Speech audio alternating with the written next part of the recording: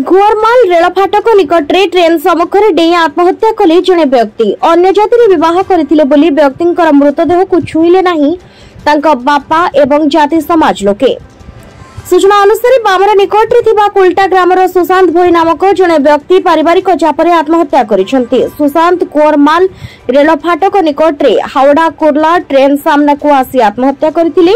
तांका मृतदेह को रेलवे पुलिस उद्धार करी व्यवच्छेद परे तांका परिवार लोकन को शव हस्तांतर करिथिला। हेले दुखर कारण सुशांत को बापा एवं जाति समाज लोके सुशांत कर मृतदेह देबा पई एपरिकी ताहाको छुईबा पई मध्य मना कर देथिले। आउ एपरि करिवार कारण मध्य रहिछि सुशांत अन्य जाति रे विवाह करथिले जहा फल रे कि तांका परिवार लोके एपरि व्यवहार करथिबा जणा पड़िछि। हेले जेउठी समाज रो उन्नतिर शिखर छुईबारे लागिछि सेठारे आज मध्य जाति प्रथा एपरि मुंड टेकी रहिछि। जेउठी निज पुअर मृतदेह को मध्य छुईबा पई मना कर दैछन्ती बापा, जहाको सुनिबा मात्रे लोकंक मनरे दुख भरि जाउछि। Bureau report, viral Jharsuguda.